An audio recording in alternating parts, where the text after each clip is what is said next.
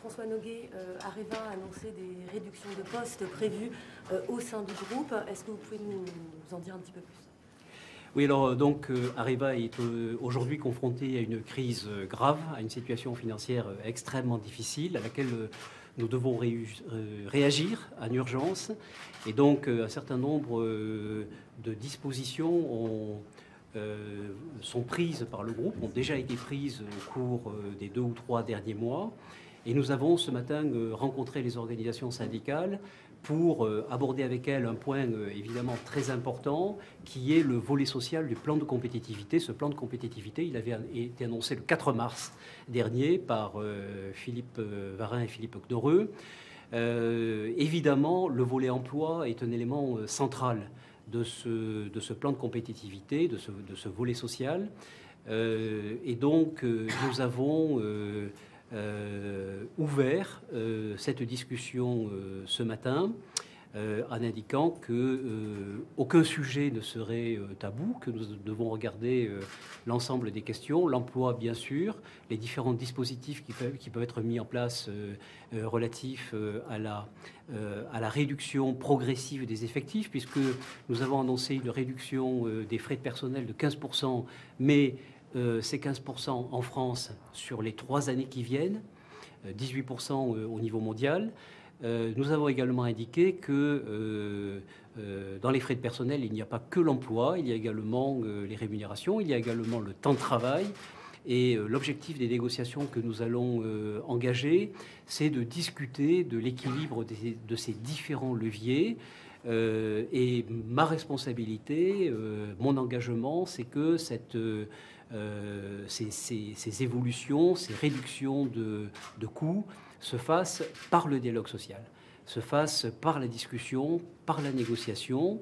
Nous allons consacrer plusieurs semaines, un mois et demi à des discussions en profondeur sur ces différents leviers.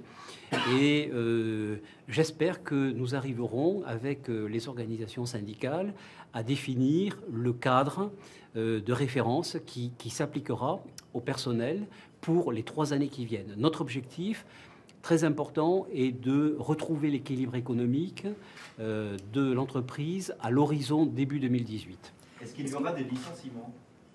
Notre objectif, ça a été un point très important, c'est de baser les mesures sur le volontariat et donc d'avoir une dimension de responsabilité sociale très importante. Donc, nous allons privilégier systématiquement dans les différents dispositifs le recours au volontariat. On parle de combien de départs exactement ?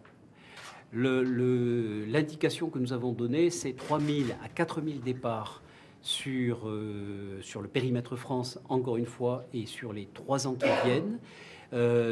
Nous avons d'ailleurs une pyramidage relativement favorable, puisque nous avons près de 10% de notre population qui a plus de 57-58 ans.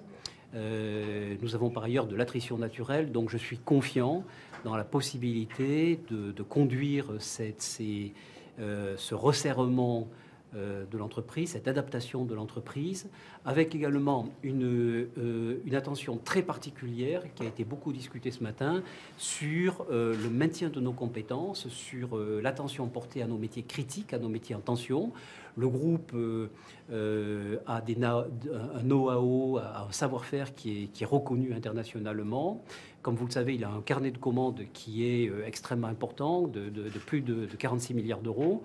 Donc nous avons énormément de projets, énormément d'actions à mener dans les années à venir, et nos compétences constituent le capital clé de l'entreprise, et évidemment nous le regarderons attentivement. Parce qu'il y a un effort partout, mais il y aura quand même des secteurs plus touchés que d'autres. Quelles sont les fonctions qui vont être les plus touchées et celles qui le seront un peu plus épargnées ? Nous avons indiqué que ce plan social serait particulièrement attentif au maintien de nos capacités de production, au maintien de nos capacités opérationnelles et d'ingénierie, ce qui veut dire aussi, à l'inverse, que l'effort demandé aux fonctions support et aux fonctions corporate serait vraisemblablement plus important. Il n'y a aucun site directement qui serait visé par le plan. Tous les grands sites industriels d'Areva seront maintenus sur la période et ont une charge importante durablement sur la période, compte tenu de ce que j'ai indiqué sur le carnet de commandes. Alors, dans le cadre du milliard d'économies, est-ce qu'il y a une réflexion sur vos technologies? Je pense par exemple à réaliser des réacteurs qui sont plus petits que le PR, quoi.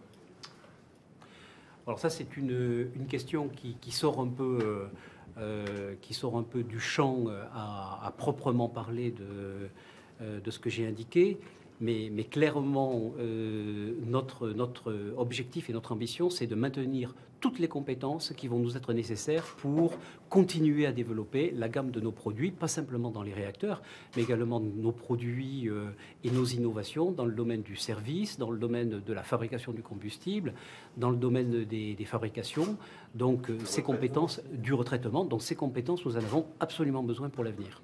Mais il y a une réflexion sur des changements de technologie, ou en tout cas des améliorations de technologie. Non, mais là, c'est un peu, si vous voulez, c'est un peu en dehors du champ. Donc, ça ne rentre pas dans le milliard d'économies. Non. Non, par contre, non. Et économiser 15% de la masse salariale en maintenant toutes les compétences, c'est possible. Écoutez, c'est possible. Ça veut dire simplement que nous devons avoir un échange et une discussion sur la cartographie des compétences, sur la cartographie de nos métiers, mais nous avons des outils pour cela.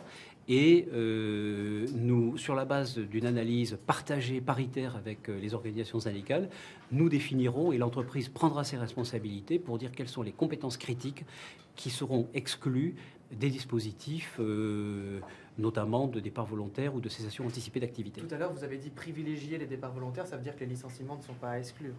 Nous partons avec cet objectif de faire des départs volontaires. Nous verrons plus tard. Nous avons dit que nous ferons un bilan d'étape de la situation à la mi-2016. Donc ce n'est pas exclu. Est-ce que vous avez rassuré certains syndicats qui craignent le démantèlement d'Areva ou ce matin? Est-ce qu'il y en a qui sont arrivés avec des questions à cette réunion ou pas? Bon, ce sujet n'était pas à l'ordre du jour. C'est un sujet qui donne lieu à des commentaires dans la presse régulièrement. Donc, mais ce sujet n'était pas à l'ordre du jour de la réunion de ce matin.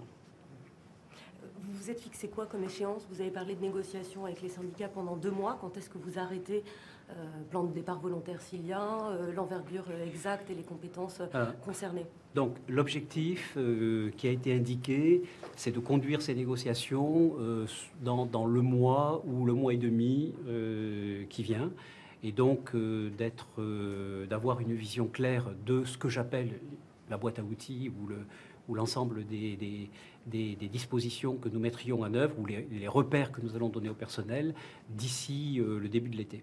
Et sachant que tous ces départs, ces 3 à 4 000 départs, c'est d'ici 2017. Fin 2017. Ces économies, ces départs, vous y êtes contraint, vous n'avez pas le choix, il n'y a pas d'autres possibilités aujourd'hui? Non, encore une fois, l'objectif que nous avons retenu au niveau de l'entreprise, c'est un objectif d'1 milliard d'économies. Ce milliard d'économies, il est nécessaire si nous voulons être en capacité demain de financer nos investissements, de financer nos frais financiers et, comme je l'ai dit, d'assurer notre développement. Donc, un certain nombre de leviers ont déjà été regardés de très très près au cours des 2 ou 3 dernières années. Le levier des frais de personnel, de la masse salariale est un levier très important. Ça représente 3 milliards 4 au niveau mondial dans l'entreprise. Donc évidemment, c'est un poste extrêmement important. Et il est évident que nous ne parviendrons pas à cet objectif sans réduire ce poste. Les organisations syndicales vous ont dit qu'elles seraient présentes aux négociations, mais enfin qu'elles allaient vous mener à la vie un peu dure. Vous voyez les choses comment? C'est comme dans toute négociation difficile. Je pense que les organisations syndicales vont maintenant avoir à cœur de défendre l'intérêt des salariés et de nous challenger sur les conditions, non seulement, comme je l'ai dit, les conditions de mise en œuvre et la nature des dispositions que nous allons prendre, mais également sur le sens, la signification, la vision de l'entreprise pour les 3 années qui viennent. Vous les abordez dans quel état d'esprit, ces négociations? nous, dans un état d'esprit constructif, positif, et on leur a dit, et un état d'esprit d'écoute des propositions et des demandes qu'elles peuvent nous adresser. Sur ces bases-là qu'on travaillera. Je pense qu'on